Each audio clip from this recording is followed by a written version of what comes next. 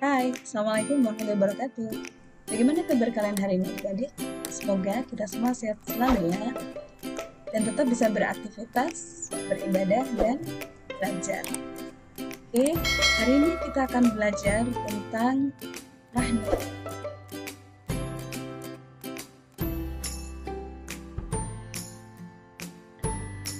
Apa sih magnet itu? Ya, berdasarkan pengalaman kalian, magnet adalah benda yang bisa menarik benda lain kan? Tetapi tidak semua benda bisa ditarik oleh magnet. Nah, di sini benda yang bisa ditarik magnet misalnya adalah logam. Tetapi tidak semua logam bisa ditarik magnet juga. Ini contoh yang di sebelah kanan ini adalah magnet alami, sedangkan yang di kiri adalah magnet buatan. Oke, secara definisi, magnet adalah suatu objek yang mempunyai suatu medan magnet.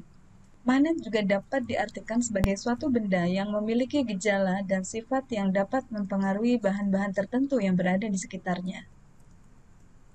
Jenis magnet dibagi menjadi dua, yaitu magnet alami dan magnet buatan.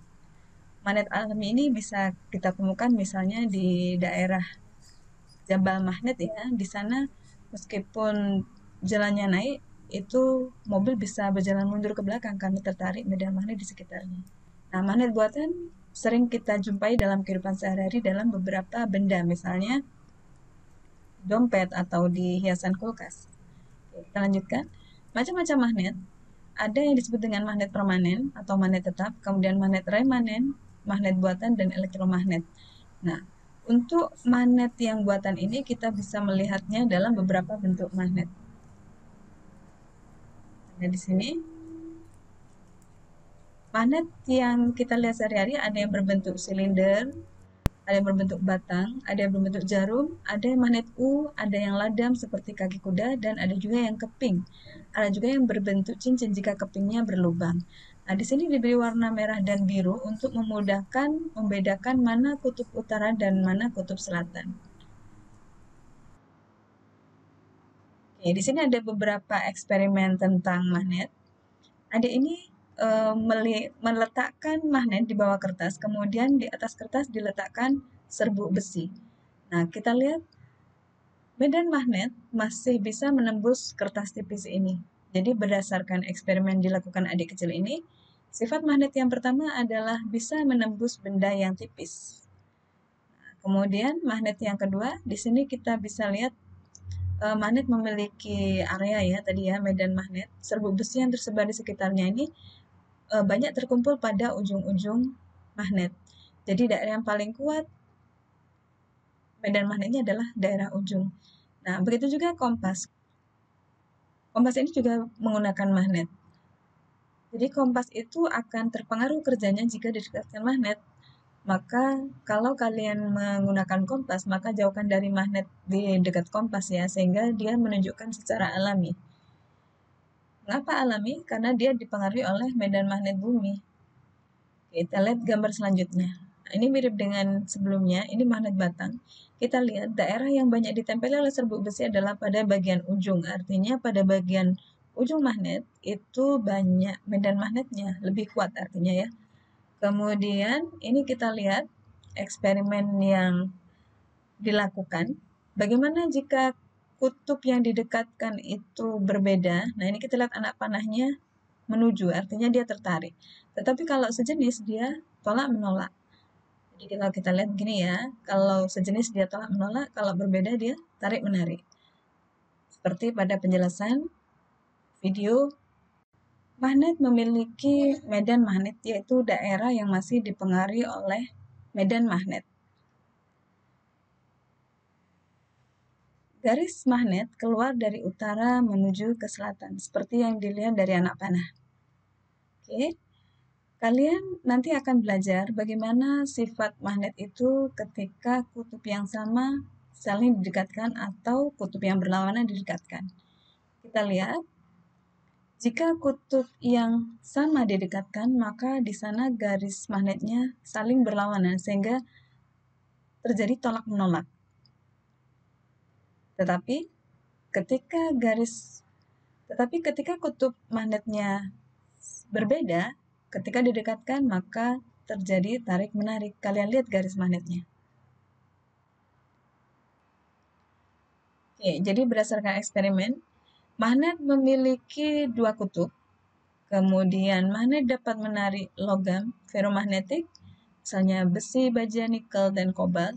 Ada beberapa benda logam yang tidak bisa ditarik magnet. Nama lainnya adalah diamagnetik, misalnya logam emas, seng, dan bismut. Jadi kalau kalian menguji emas yang digunakan sebagai perhiasan itu asli atau tidak, salah satunya adalah dengan didekatkan dengan magnet. Jika dia tidak menempel, maka kemungkinan dia adalah emas. Oke, kemudian gaya magnet bisa menembus benda tertentu, asal tidak terlalu tebal ya. Kemudian, bagian ujung magnet memiliki daya tarik yang lebih kuat dibandingkan bagian lainnya. Nah, ini berdasarkan gambar ini kalian bisa melihat sifat-sifat magnetnya. Yang ini dapat menarik benda logam, yang ini akan tertarik pada kutub yang berbeda, ini bisa menembus benda tipis, kemudian yang ini pada bagian ujung magnet, daya tariknya lebih kuat. Oke, sifat-sifat kutub magnet. Seperti kita lihat pada eksperimen sebelumnya ya, yang berbeda akan tarik-menarik, yang sama akan tolak-menolak. Nah, bagaimana jika magnet batang ini kita putus? Di sini kutub utara, di sini selatan. Jika diputus menjadi dua, maka pada bagian yang terpisah ini akan terbentuk dua kutub yang berbeda. Kita lihat dari sini. Kalau ini utara, artinya di sini selatan. Kemudian selatan, karena ini sambung, berarti di sini utara. Kita lihat, ya, selatan, utara.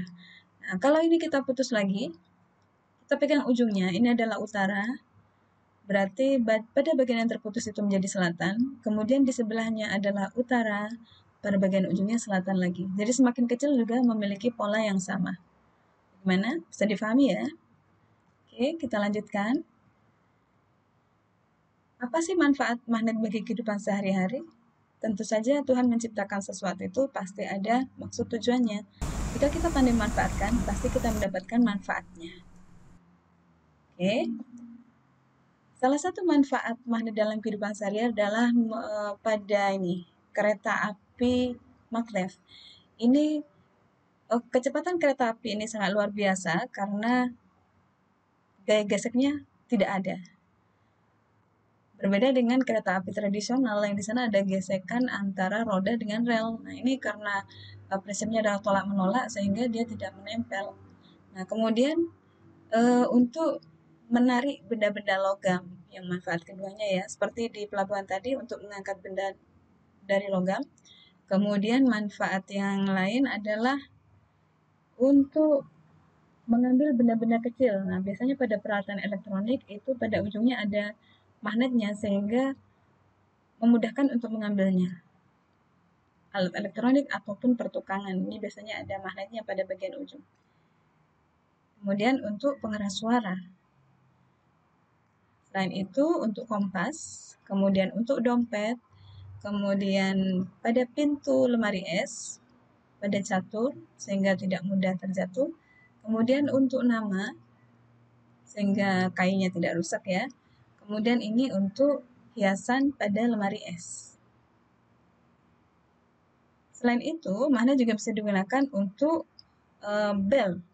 Nah, ini prinsipnya begini, ketika ada aliran listrik maka terjadi pemukulan ini ya, sehingga berbunyi dengan pukulan yang terus-menerus itu akan berbunyi seperti bel. Oke. Ini adalah ringkasannya, manfaat magnet dalam kehidupan sehari-hari sangat banyak. Kalian bisa mengulanginya lagi ya. Mengambil benda, penunjuk arah, menghasilkan listrik, merapatkan dua benda, menggantikan roda pada kereta api maglev, kemudian untuk bel listrik, papan catur, ada juga untuk dinamo pada sepeda dan generator, kemudian bisa digunakan untuk mengangkut benda-benda dari besi.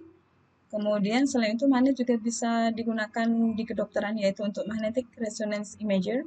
Kemudian bisa juga digunakan sebagai pengeras suara pada televisi, komputer, dan earphone. Kemudian bisa juga digunakan untuk hiasan pada kulkas. Sekian pertemuan kita pada hari ini, mudah-mudahan bermanfaat. Terima kasih atas perhatiannya. Silakan subscribe jika belum subscribe dan nyalakan loncengnya jika kalian belum subscribe, sehingga kalian bisa mendapatkan pemberitahuan video terbaru dan bisa belajar secara mandiri. Oke, jumpa lagi. Assalamualaikum.